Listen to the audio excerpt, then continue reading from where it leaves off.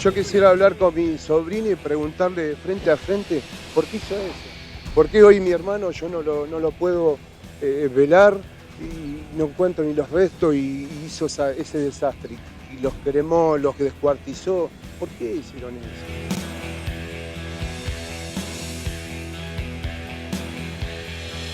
Los motivos que llevaron a Matías a cometer terrible masacre tienen razones familiares. Quienes lo conocen lo describen como un chico tranquilo. Un chico inclusive hasta diríamos de una vida, si uno no alcanza a conocer lo que está pasando ahora, de una vida feliz.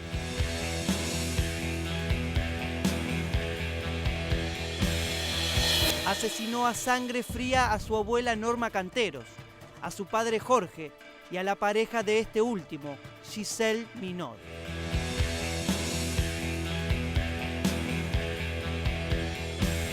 San Andrés de Giles.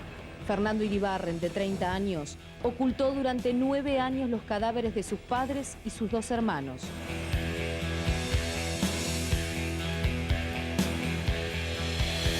Le dije yo que la idea de matarlo a mi padre en ese momento era matarlo de cualquier manera.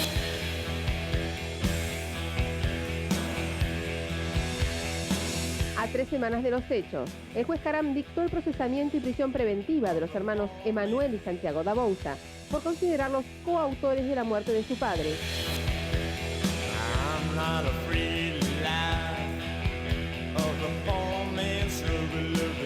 Hola, ¿qué tal? Muy buenas noches, bienvenidos a Periodistas.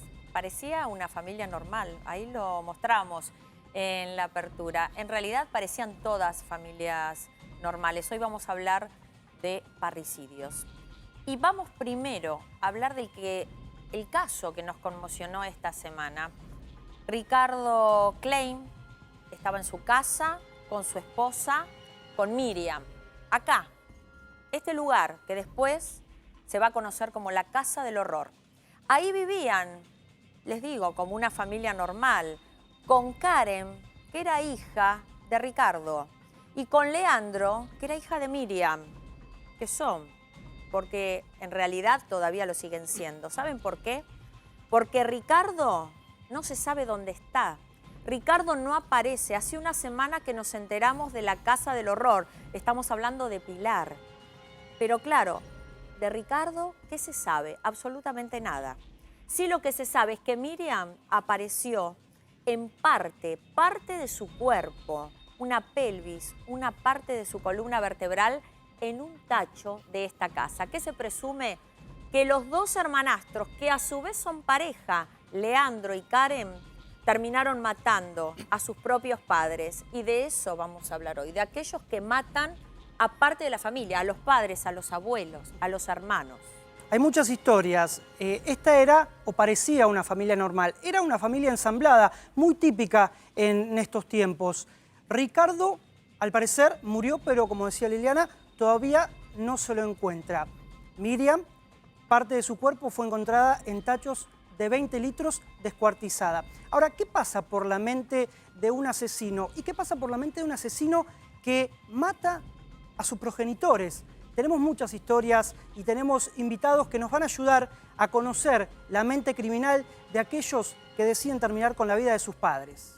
Y vamos a recordar muchos otros casos que sin duda nos conmovieron, aquellos que a veces se le dice emblemáticos por lo que representaron para nuestra sociedad. Pero primero entonces vamos a ver la crónica de lo que pasó aquí, en la Casa del Horror.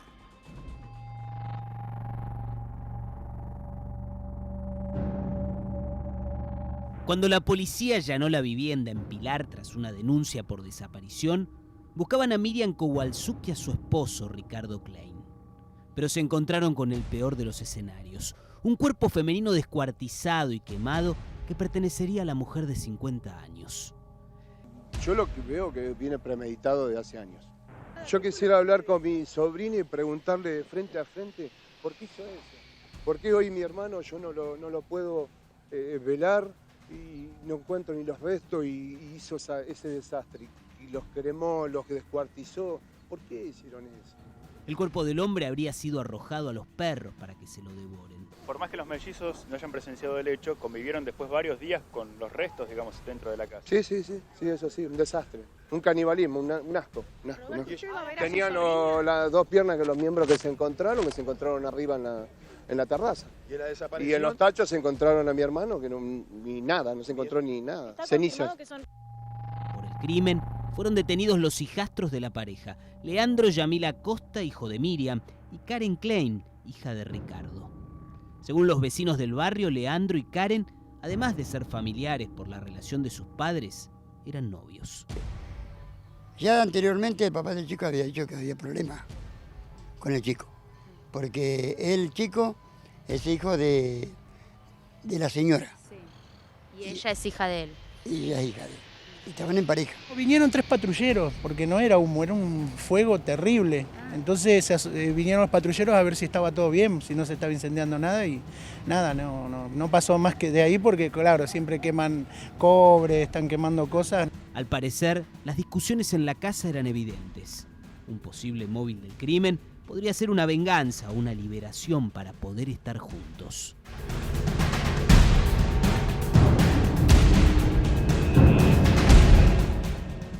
Bien, les decíamos que queremos tratar de entender, si se puede, por qué se producen estos hechos. Por eso hoy están con nosotros el doctor Franco Fiumara, juez de Tribunal Oral de la Matanza. Bienvenido, muchas gracias, doctor Fiumara. También está Liliana Moneta, que es psicóloga infantil, psiquiatra infantil.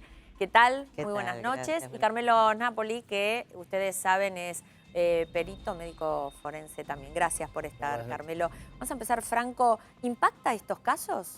Realmente impacta. Uno, lógicamente, vive en sociedad y esto golpea muy profundamente, no solo a la sociedad misma, sino también a los que estamos insertos en el ámbito jurídico. Son casos, como decimos nosotros, con un tinte macabro y que linda realmente con lo espeluznante, ¿no? Bien. Liliana, aquí vimos y vamos a repasar casos donde hay chicos muy chicos. Estamos hablando de adolescentes que han matado por distintos motivos, desde lo económico hasta el maltrato. Hoy vamos a hablar y vamos a escuchar por primera vez, ustedes van a ser testigos seguramente, de una persona que fue discriminada por su propia familia y por eso termina matando a la madre y a su hermano. Pero digo, estos casos se dan o como que hacen no sé, algo dentro de esa cabeza en la adolescencia. ¿Tiene que ver la adolescencia, la madurez? ¿Qué? Sí, hay rasgos evidentemente hay situaciones que son muy puntuales y específicas de este periodo psicoevolutivo, como así también me da la sensación que hay rasgos de personalidad típicos, ¿no? No es solamente por el hecho de ser adolescentes, sino que existen caracteres de tipo patológico que, bueno, evidentemente hay algo que falla de la conciencia moral o falta de la represión que aparece en estas situaciones. Porque una de las ideas, en los adolescentes es esto, de la muerte simbólica de los padres, pero de ahí, de una muerte simbólica a concretar el hecho del parricidio, dista. Es lo de que el padre cuando le dice al hijo, ¿no? Te voy a matar, que hiciste esto. Bueno, una cosa es... O yo quiero matar a mi papá, o no lo banco mal, lo mataría, pero de eso al hecho... La representación que decía la doctora simbólica es una representación natural de saber qué le puede pasar a uno si no tuviera a los padres. Entonces se imagina una serie de cosas por las cuales él debía transitar si no estaban los padres. Esto sería lo natural. Sí. Pero cuando la adolescencia vive de ejemplos violentos y se va transformando de acuerdo a cómo se fue formando, de cómo fueron criando a esos hijos, seguramente vamos a tener los dos extremos. Es decir, como vos decías recién, el que fue educado psicológicamente mal, maltratado, violentado, y el que fue totalmente permisivo, porque ninguno de los dos conoce los límites. Es decir, uno no conoce los límites porque le pegaban y porque lo psicopatearon, y otro de los límites que no conoce la autoridad del padre. Entonces las dos formaciones no son asertivas ninguna de las dos. Entonces esas personalidades que se van formando después terminan odiando al entorno. Y terminan odiando al entorno porque de alguna manera el entorno es lo que ellos no quisieron ser o lo que no quisieron ver. Ya vamos a profundizar. Carmelo, me das un segundito porque vamos a ver los homicidios, vamos a ver muchos asesinos de sus padres, para tratar un poco de entender y la relación y la educación, todo esto que planteamos aquí y que se pone en juego, ¿no? Porque ahora tenemos un móvil. Claro, vamos a ir, recién lo comentábamos, veíamos la foto de día, pero vamos a ir en vivo con Fernanda Heras a la Casa del Horror. Y la primera pregunta para Fernanda es, ¿cómo está el barrio? Fernanda, ¿qué dicen los vecinos? ¿Cómo está la casa? El barrio está sumamente tranquilo, buenas noches, sumamente tranquilo el barrio. Hay una consigna de la policía de la comisaría de Alberti en la puerta del lugar. El barrio está muy preocupado en estos momentos por los perros. Por eso es que hoy son 5 perros que tienen. Por eso hoy que comenzaron a llevarse algunos de los animalitos que están hace una semana vacíos. También quien se acercó, que no habíamos tenido novedades hasta ahora, se acercaron los inquilinos. La parte de adelante estaba alquilada y vinieron durante estos días a retirar todos los muebles que estaban adentro. Tenemos que tener en cuenta que ellos son llamados también para testigo. Claro, la verdad que siempre, Fernanda, sí. siempre la verdad que fue un misterio durante toda esta semana. ¿Qué habían escuchado? ¿Qué habían visto? ¿Cómo Exacto. es que ellos nunca se dieron cuenta de que se estaba quemando algo en el patio que aparentemente, y digo esto según la investigación, no porque lo digamos nosotros, pero es parte de la investigación, que aquí el matrimonio fue descuartizado, en algunos casos prendido fuego sus cuerpos, porque de Ricardo todavía no sabemos nada, esa es la verdad, y después no sabemos qué pasó con justamente esos cuerpos, digo. ¿Qué pasó con esa familia? Es muy importante lo que vos decís, que hayan vuelto, pero se quieren ir. Claro, como vos decías, Liliana, habían desaparecido ellos cuando se hizo la primera inspección, cuando ingresó la policía a la casa con los 2 hermanos de Ricardo. Ellos automáticamente desaparecieron, los inquilinos. Es un matrimonio, desaparecieron. Bueno, sí. Esta semana cuando vinieron fueron citados por la policía para que tomarles testimonio, declaración. Otra cuestión que te quería comentar es justamente los tachos, que ustedes en la crónica los comentaban, hablaban sobre los tachos, porque es en tachos similares a estos donde apareció parte del tórax de la madre de Miriam. En esos tachos, vos fíjate que todavía están en la terraza. Sí. Claro, hay que decir que por ahí nos llamó la atención a los vecinos, porque recordemos, Ricardo y Miriam trabajaba en una casa en un country de Pilar, había dejado ese trabajo porque Ricardo tenía un circuito muy aceitado, se decía que era cartonero, pero en realidad él tenía una camioneta y visitaba todas las tardes restaurantes, supermercados que ya le dejaban los cartones o distintos elementos para que él pueda vender. También vendía cobre y también muchos de esos elementos se quemaban día a día en esa casa. Por eso nos llamó la atención. Claro, bueno, sí, pero la verdad que durante tantos días, ¿no? Y que la gente decía que se escuchaba alguna, o por lo menos pocos ruidos, no se escuchaba demasiado, pero sí un ambiente medio extraño. Vos decías, Fernanda, que el barrio estaba tranquilo, pero está tranquilo también con una custodia ahí. ¿Se sabe algo más o la gente comenta algo más con respecto también a cómo sigue esta investigación allí? Mira, el barrio está muy dividido en relación a las opiniones. ¿Por qué? Porque por un lado están quienes opinan que los padres cumplían sus obligaciones. Vos fíjate, estamos viendo cómo está el barrio en este momento, no sale ningún vecino, a diferencia del lunes, a esta hora que estábamos rodeados de vecinos, que estaban todos con ansias de querer saber qué es lo que había pasado. Les decía, estaba muy dividido, el barrio está muy dividido en las opiniones. ¿Por qué? Porque, detalles también para tener en cuenta, sí. Los hermanastros eran pareja y eran pareja aceptada por los padres. O sea, Leandro y Karen eran pareja y Leandro le reprochaba a Ricardo todo el tiempo que él tenía una operación, tenía un ano contra natura y le reprochaba que él tenía esa enfermedad debido justamente a las actividades que realizaba el padrastro y que quemaba la basura. Ah, bueno.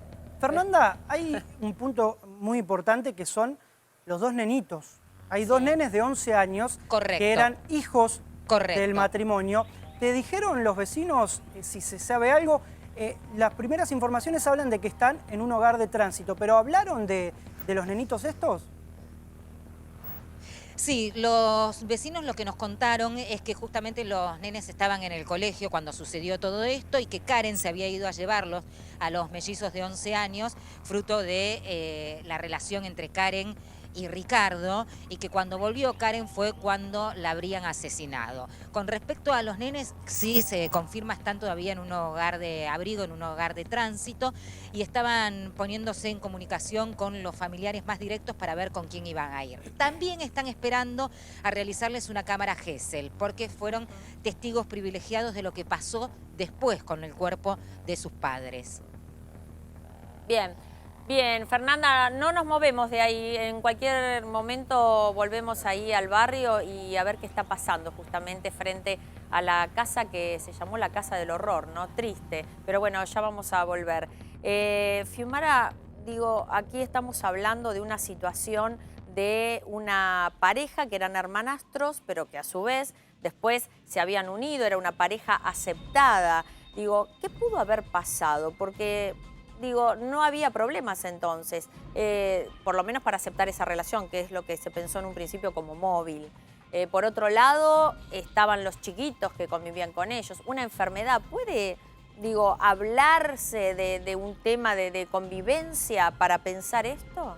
Realmente es un hecho, como dijimos previamente, bastante macabro, ¿no? Yo creo que acá había algún preordenamiento previo, alguna idea previa de llegar a esto, lo que fue el resultado final. Sobre todo, como bien relataba... O sea, un homicidio premeditado. Un homicidio premeditado, sí. Más allá del agravante también por el vínculo, ¿no? Sí. Porque asesinaron a sus padres en ambos casos. Así que tenemos una doble agravación y quizás algunas figuras más que nos vayan surgiendo a través de la investigación.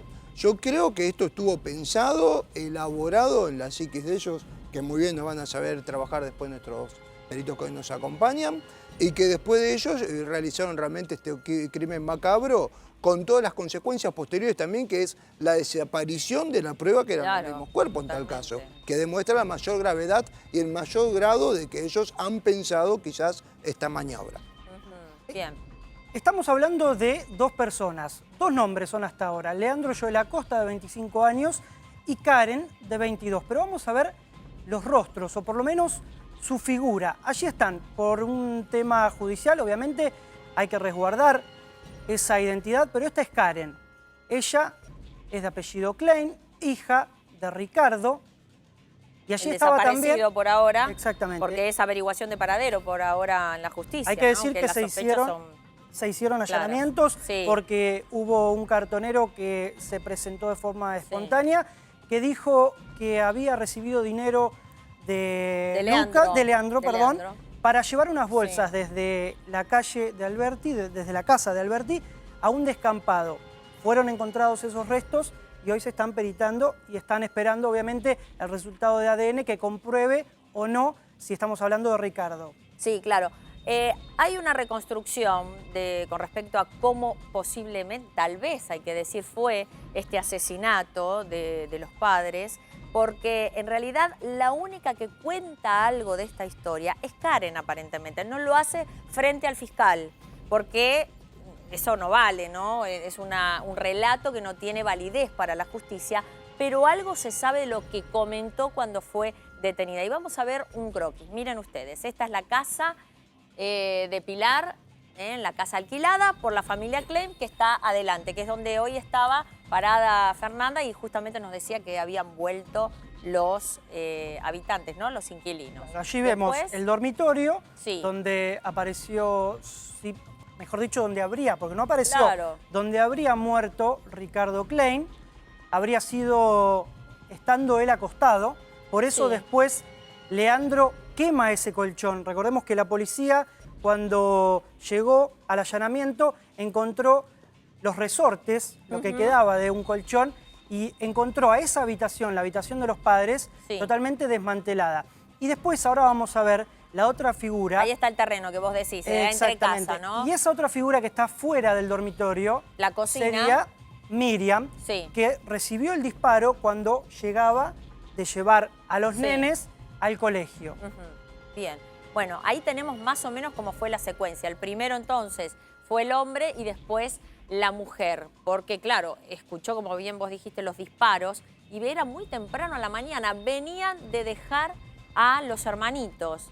¿Qué pasó por la cabeza? A mí no sé, doctora, pero me cuesta pensar, digo, hasta el momento, deja a los hermanitos, porque hay un detalle, mire, les voy a decir que quizás le ayude. El 2 de septiembre es cuando ya nunca más se los ve al matrimonio. El 9 de septiembre, porque esto es un detalle importante, la pareja va a un juzgado de familia y dice que sus padres maltratan a los chiquitos, a los mellizos, y le ponen una restricción del hogar, que en realidad no sabemos si nunca llegó la restricción, si la pusieron, cómo la pusieron, quién firmó, si es que realmente la firmó. Dijeron que siempre maltrataban a los chiquitos y los mandaban a trabajar. Esa era la coartada. Una coartada. Digo, ¿tiene algo que ver esto? ¿Leandro pudo haber pensado algo? ¿Cómo pensó esa coartada? Hay algo que vos dijiste la notera dijo del caso, que dijo que como que le culpaba a su papá de la no contra natura. De la enfermedad que él tenía, Leandro. Claro, que le había resultado en una no contra natura fruto de esa operación quirúrgica. Ahí es como que yo estaba vislumbrando el odio que podía llegar a tener hacia la figura paterna. Sumado a lo que dijo Fiumara, que dijo que esto es con premeditación. Acá no hay rapto de emoción violenta, ni tampoco da muestras de fugas disociativas desde una visión psicológica, psiquiátrica. Me da la sensación como que previamente esto ha sido muy programado, porque han esperado los momentos adecuados como para producirlo, y después quizá no sé qué grado de participación tiene Karen, si no fue Ella dijo que influenciada. fue obligada a limpiar Claro. la escena, ¿no? Puede ser, amenazada. Puede ser que haya sido influenciada, más allá de que debe tener rasgos de personalidad bastante dependientes, ¿no? Sí, claro. Y esta cuestión que también fue pensada de ir al juzgado o a un juzgado de familia, a la juzgado de justicia. familia, hacer una exposición civil sobre que sus padres maltrataban a los menores. O sea, la sensación que tengo es que sin llegar a pensar un determinado tipo de personalidad instaurada, creo que Carmelo pensará lo mismo, tipo así una psicopatía, da como para pensar que tiene muchos rasgos de personalidad psicopáticos, como que fueron planificando toda una secuencia que terminó en lo que observamos. Sí, clarísimo. Ahora, Carmelo, te voy a preguntar, pero quiero presentar primero esta historia, si te parece, Germán, para introducirnos en algo que también nos va a ayudar y vamos a tener un testimonio muy importante. Viajamos 6 años atrás. Vamos al 26 de mayo de 2009. Marcelo Bernasconi es el protagonista de esta historia. Él vivía, según dijo y declaró, hostigado por su mamá y su hermano. ¿Qué le decían? Le decían o le recriminaban que era homosexual. Esa mañana, Marcelo, que hoy es Marilyn, vamos a contar ahora por qué. Ese día se levantó, hizo sus tareas. Tareas rurales, ¿no? Porque vivía en el campo. Claro, exactamente, Sí. en el Partido de La Plata. Sí. Y según ella declara, no se acuerda, pero lo único que tiene en mente es que escuchó un fogonazo. Ese fogonazo era una escopeta. Con esa escopeta le quitó la vida a su mamá, Juana Alicia Pérez, de 60 años, y a su hermano, de 28. Tenemos la posibilidad... Le disparó. Exactamente. Ella le disparó. Exactamente. Ella o Marcelo, como quieran, pero está ahora detenida en la unidad de Varela, una cárcel que tiene un régimen bastante... Hay algunos regímenes de semilibertad, ¿no? Pero bueno, él está detenido y cambió, pudo hacer su vida como quería, se transformó de Marcelo a Marilyn y está por teléfono hablando con nosotros. ¿Cómo estás, Marilyn? Buenas noches. ¿Qué tal? Buenas noches, ¿cómo están? Muy bien. Bueno, es lógico que te queremos preguntar qué pasó en tu cabeza ese día, si vos tenés algún recuerdo del momento en que decidiste matar a tu mamá y a tu hermano. Mira, fue un momento de mucho enojo. Veníamos de discusiones con mi familia 1 año y medio antes, desde el fallecimiento de mi padre. Esa mañana en particular venía discutiendo mucho con mi hermano, sumado a la fuerza de mi mamá. Estábamos haciendo, como comentaste anteriormente, las tareas domésticas del campo. Concretamente estaba ordeñando con mi hermano un tambito a mano. Y mi hermano creo que se metió con lo más sagrado que tenía hasta ese momento, que era la memoria de mi papá, que había fallecido en noviembre del 2007. ¿Vos tenías una buena relación con tu papá? Sí.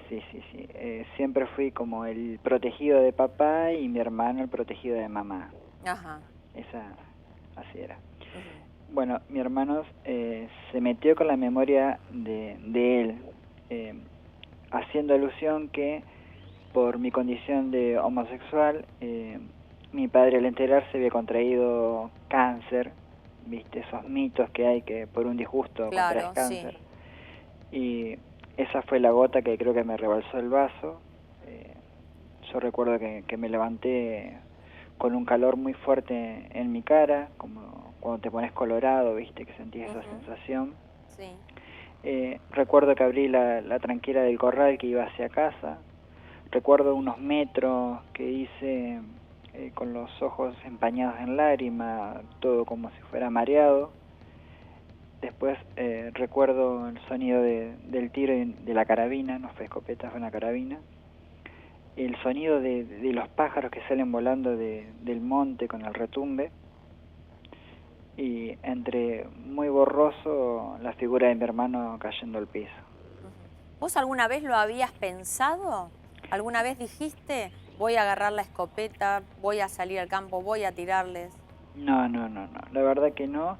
Hasta ese momento yo ya había creído que el problema era yo. Me habían hecho tanta insistencia en eso que yo era como el defecto, no sé cómo llamarlo, que lo había pensado. Sí tuve varios pensamientos de suicidarme yo. Casualmente una semana antes que pasara esto, estaba con esa decisión de suicidarme. Había escrito una carta de despedida explicando los motivos medianamente. Esa carta fue encontrada cuando la policía requisó mi casa y fue presentada en el juicio como parte de la investigación. Marilyn, vos estás purgando hoy una pena de prisión perpetua. ¿Tuviste todo este tiempo para pensar en lo que hiciste? ¿Te arrepentís de lo que hiciste? ¿Te gustaría volver a ese día de mayo y reaccionar de otra manera? Tal vez irte de ese campo, de esa casa. Sí, sin duda, en estos casi 7 años, obviamente que he pensado mucho, he madurado, he estado en contacto con lo que es la sociedad, ya que antes vivía en un ámbito de campo, donde tenés contacto con muy pocas personas, donde el campo te encierra y te enseña que la situación de la ciudad es lo peor que te puede pasar, que en la ciudad te matan, te violan, te hacen de todo. Entonces, la sociedad del campo te encierra, te asusta para que no llegues a la ciudad. Es obvio que viviendo en el campo, si conoces la ciudad viviendo en el campo, te vas a ir a vivir a la ciudad. Nunca vas a quedarte, la juventud no queda en el campo. ¿Pero vos creés que si vivías en la ciudad la historia hubiera sido otra? Sí, yo creo que sí. ¿Ah, sí? Sí, totalmente. ¿Te condicionó el ámbito? Sí. ¿El medio social? El medio social, los pueblos chicos, que todos nos conocemos entre todos, los dedos que señalan, el ámbito de mi casa, el medio del campo, el poco conocimiento aún, tenía 17 años, 18 claro. En ese entonces, el miedo que se había sembrado en mi hogar, en todos los hogares de campo, el no salir, el no manejarte solo, siempre con tu familia. Esas son cosas que van condicionando y te van encerrando a uno mismo. Hoy por hoy, te vuelvo a repetir que ya estoy en un ámbito, se puede decir, sociable, que conozco más de la vida o de lo que es el centro urbano, sin ninguna duda esto no hubiera pasado nunca. Hubiera agarrado mi mochila, mis cositas sin importarme nada y me hubiera ido. Marilyn, vos decís que eras la preferida de tu papá. 2 preguntas con respecto a la familia. Primero, ¿tu papá sabía de tu condición sexual y crees que él al morir te quedaste sin confidente? Y la segunda, los maltratos esos de tu hermano y tu mamá, ¿te hicieron odiarlos o al momento de tomar esa determinación sentías que los querías y que eran parte de tu familia? Mira, odiarlos nunca los odié. Tal vez si los hubiera odiado, sí me hubiera dado el valor para irme, calculo yo ahora pensándolo, ¿no? Odiarlos no, hoy por hoy los sigo amando, los amo mucho, estoy muy arrepentida de lo que hice, eso sin ninguna duda, no hay día que no llore, es más, con el correr del tiempo yo pensé que el dolor iba a ir cesando, pero es todo lo contrario, con el correr de los años pesa más el dolor y el arrepentimiento, la necesidad de tenerlos, la necesidad simplemente de tener solo una puteada de ellos. Hoy por hoy me conformaría con eso. Claro, Marilyn, le vamos a pedir un minutito nada más, Sí, porque cómo no. aquí tenemos un médico forense que yo quisiera que analice las palabras de Marilyn. Ella dice, pensé en suicidarme, no odio ni a mi mamá ni a mi hermano, los sigo queriendo. ¿Qué reflexión?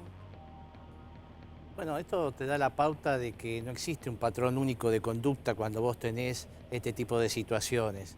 Las conductas pueden ser múltiples y cada persona reacciona de una determinada manera conforme a cómo se fue estructurando en su mente la capacidad de dejar de sufrir, de dejar de tener humillaciones y de volverse a sentir una persona.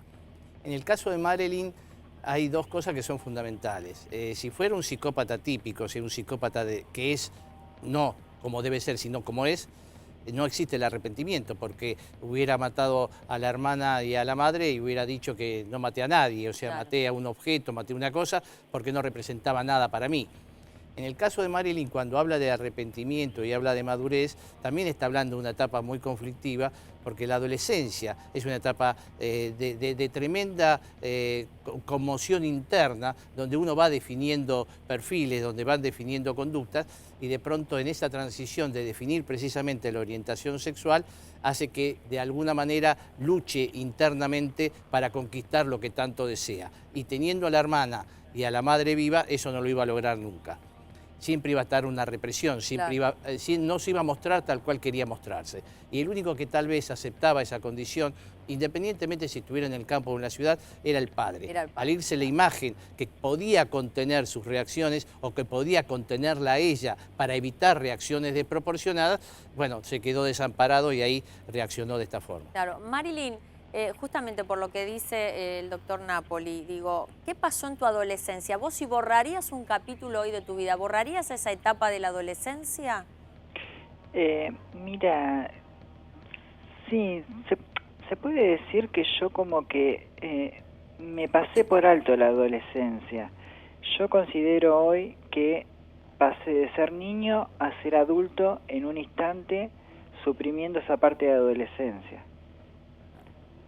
Es decir, mis mejores años, o como quieras llamarlo, que son la edad 18, 19, 20, que todos los adolescentes están saliendo a bailar con sus amigos, en el transcurso de noviazgo, yo los he pasado dentro de un penal, dentro de una cárcel, ¿entendés? Yo considero que, te vuelvo a repetir, he pasado de niño a adulto, a maduro, en un instante. Marilyn, vos recién decías que era tu hermano el que te recriminó por la muerte de tu papá, diciendo que por culpa de tu homosexualidad él se había enfermado y se había muerto. Pero también mataste a tu mamá. ¿Cómo era el trato con tu mamá? ¿Pudiste hablarlo alguna vez o ella estaba enceguecida y creía en tu hermano? Mira, ella era una persona muy rara, de carácter muy fuerte, muy cerrada de por sí. Ni para mi hermano ni para la figura de él quería que él tuviera una novia. O sea, ella creo que siempre quiso que nosotros viviéramos muy pendientes de ella. Desde niño siempre hubo cierta distinción, te vuelvo a repetir. Mi hermano era el hijo de ella y yo de papá. O sea, de su parte hacia mí, nunca un abrazo, nunca un te quiero, nunca ninguna palabra alentadora. Claro. En cambio con mi hermano sí. Entonces, cuando falleció papá, las cosas fueron totalmente distintas. Sí, se te cayó el mundo, digamos, sí, ¿no? Totalmente. Claro. O sea, te quiero preguntar, y ya casi para cerrar, ¿es cierto que tu mamá te regalaba vestidos cuando vos eras chica y te regalaba cosas como para maquillarte o peinarte, jugar a los juegos que juegan las nenas, a la peluquería, a la cocina, esas cosas, ¿es verdad? Yo me crié, tengo noción de cuando tenía 3, 4 añitos ya. Sí, totalmente. Yo usaba los vestidos de ella, los collares de ella, los zapatos de ella, maquillaje. ¿A escondidas? Sí, a escondidas de papá y de mi hermano, que ellos trabajaban en un tambo. No estaban gran parte del día en casa. En presencia de ella, sí. E inclusive cuando ya tenía 5 o 6 años, sí, me empezó a comprar las muñecas, las ollitas. O sea, no jugué con juguetes de varón. Claro. ¿Y por qué te decidiste a confesar lo que hiciste? Porque creo que mis padres, a pesar de todo, me inculcaron valores. Y uno de los valores es ser responsable en la vida. Y en ese momento fue lo primero que me salió de adentro. O sea, te vuelvo a repetir, yo no los odié, ni en ese momento, ni hoy, ni nunca.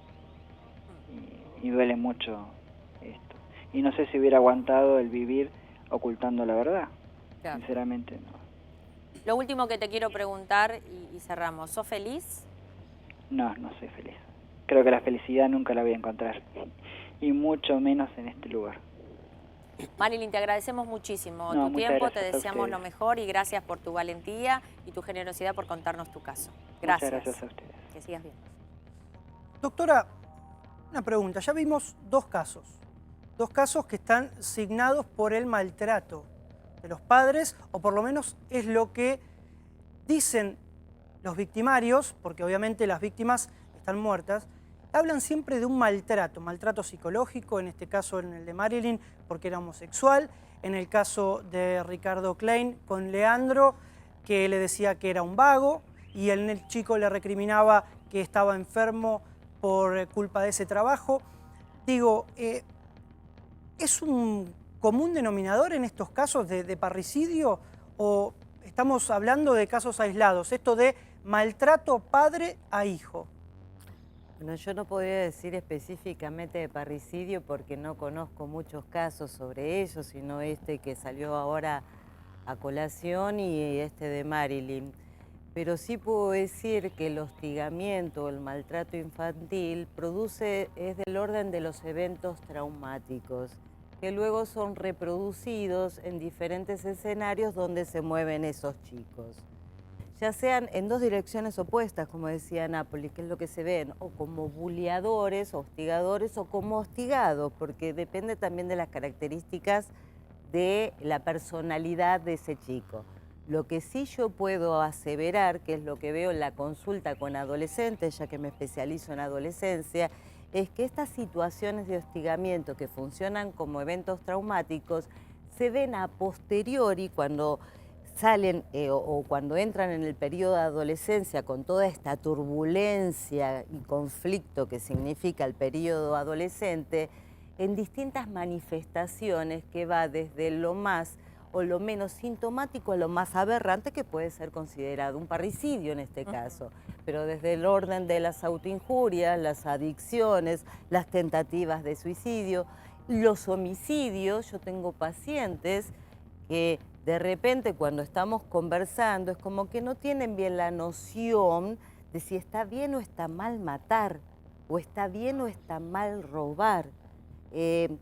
Yo no sé si es que se fueron criados, lo pongo en tela de juicio, en ambientes en donde hay una ambigüedad en la transmisión de los códigos, o ellos procesan la información de manera tergiversada, sumado a esta situación traumática familiar. Le vamos a dar un ejemplo, doctora, que tal Sí, vez nos sirva también para seguir analizando con los otros especialistas. Y tiene que ver con los hermanos Dabouza, chicos maltratados que terminaron matando a su padre. Vamos a ver un pequeño, ahí estamos viendo de quienes se trataban, las imágenes de Santiago, de 23 años, y Emanuel, de 25, que asesinaron en 1998 en San Telmo a sus papás. Pero vamos a recordarlo.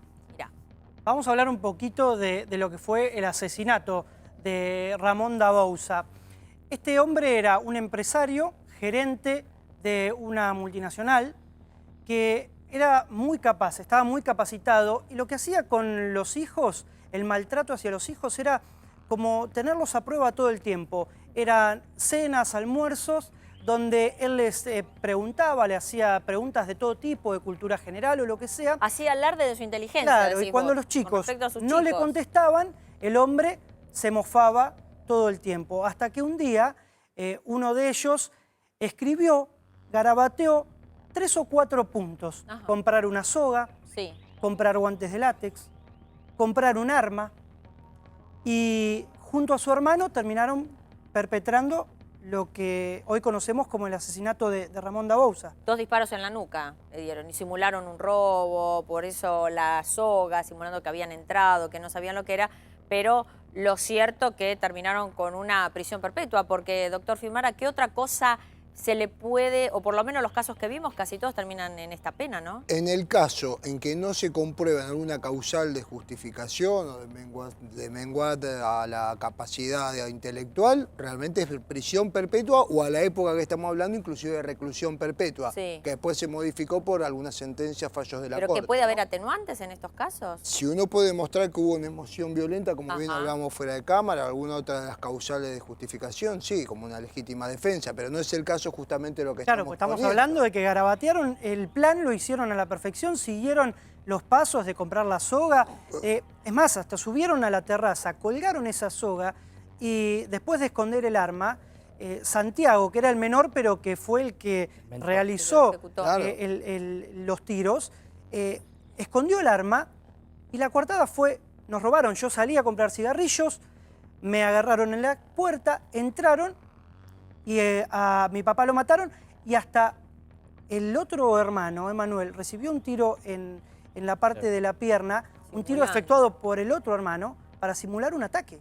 Justamente eso es lo que nos da que la planificación también fue previa, que ellos diagramaron todo el escenario para poder después resultar ser impunes dentro de lo que ellos pensaban. El plan les salió mal y estamos prácticamente hablando como el primer caso expuesto, ¿no? Claro. Que tenemos de un doblemente agravamiento, hablando así en el llano general. Claro. O sea que no le cabría otra pena que en este caso en la actualidad de prisión perpetua y en su momento también teníamos la reclusión perpetua, que si mal no recuerdo hubo otros fallos resonantes que también en su momento lo ampararon. Napoli, ¿usted relaciona estos casos que estamos tratando con la misma...? Claro, pero si vos analizás cada caso en particular, te das cuenta que son casos distintos.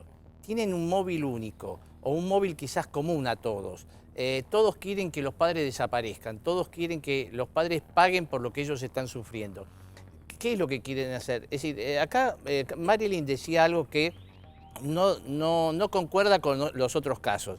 Si vos analizás el caso primero famoso de los 2 hermanos, ¿sí? No los vamos a mencionar porque son hombres públicos, pero bueno, digamos que esos fueron el caso más resonante que tuvimos nosotros, fue todo premeditado. Justamente. En el caso de este último, también fue premeditado.